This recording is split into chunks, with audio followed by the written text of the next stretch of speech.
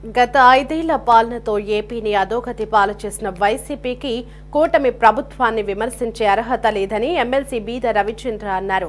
ఎమ్మెల్సీగా ఎన్నికై నెల్లూరు చేరుకున్న ఆయనకు పార్టీ నేతలు, కార్యకర్తలు ఘన స్వాగతం పలికారు. గజమాలతో సత్కరించి అభినందనలు తెలియజేశారు. పేద బడుగు వర్గాల అభ్యున్నతికి కూటమి ప్రభుత్వం పాటుపడుతుందని, YCP SC, ST, BC, minority కార్పొరేషన్ల ద్వారా ఒక్క పథకమైనా ఇచ్చారా అని ప్రశ్నించారు. ఎన్నికల్లో ఇచ్చిన హామీలన్నీ చిత్తశుద్ధితో ప్రభుత్వం అమలు చేస్తోందన్నారు. వైసీపీ దుర్మార్గపు చర్యలకు ప్రజలు పూర్తి స్థాయిలో చరమగీతం పాడాల్సిన ఆవశ్యకత ఉందని సూచించారు. ఈ రాష్ట్రంలో ఎస్సీ కమిషన్ ఏర్పాటు చేశారంటే అది Telugu Desam party. SC corporation, finance corporation ఏర్పాటు చేసింది ఎవరు హయాంలో అంటే తెలుగుదేశం పార్టీ. ఎస్సీలకు డిపార్ట్మెంట్ పరంగా ప్రమోషన్లలో రిజర్వేషన్ కల్పించినటువంటి పార్టీ ఏదంటే అది తెలుగుదేశం పార్టీ. చంద్రబాబు నాయుడు గారు రిజర్వేషన్లు పెంచి బీసీలకు 34% రిజర్వేషన్లు ఉంటే 24% తగ్గించినటువంటి పార్టీ వైఎస్ఆర్ కాంగ్రెస్ పార్టీ, ముఖ్యమంత్రి జగన్మోహన్ రెడ్డి గారు. ఈరోజు మైనారిటీ కమిషన్ వచ్చినా, హజ్ హౌస్ వచ్చినా, మైనారిటీ ఫైనాన్స్ కార్పొరేషన్ వచ్చినా, మైనారిటీలకు ఎప్పుడు తెలుగుదేశం అధికారంలో ఉన్న ప్రత్యేకంగా పథకాలు తీసుకొచ్చి వారి అభివృద్ధికి తోడ్పాటును అందించినటువంటి పార్టీ తెలుగుదేశం పార్టీ, నారా చంద్రబాబు నాయుడు గారు.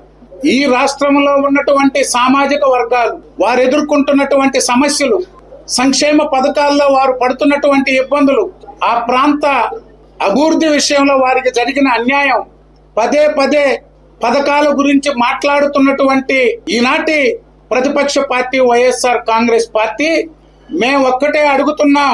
2019 నుంచి 24 దాకా ఎస్సీ, ఎస్టీ, బీసీ, మైనారిటీ వర్గాలకి ఒక్క పథకమైనా బీసీ కార్పొరేషన్ గాని, ఎస్సీ కార్పొరేషన్ గాని, ఎస్టీ కార్పొరేషన్ గాని, మైనారిటీ కార్పొరేషన్ గాని ఏ పథకమైనా అమలు చేశారా? ఒక్క రూపాయి నిధులు ఈ వర్గాలకి కార్పొరేషన్లకు కేటాయించారా? పదే 9 నెలలు పూర్తయింది అధికారంలోకి వచ్చి తెలుగుదేశం పార్టీ కూటమి ప్రభుత్వం ఒక విష ప్రచారాన్ని మొదలు పెట్టారు తెలుగుదేశం పార్టీ మీద, ముఖ్యమంత్రి చంద్రబాబు నాయుడు గారి మీద.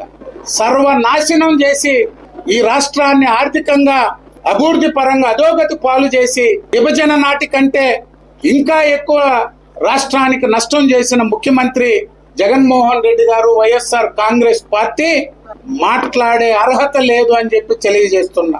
ఫీజు రియంబర్స్మెంట్ మీద యువత పోరని పెట్టారు.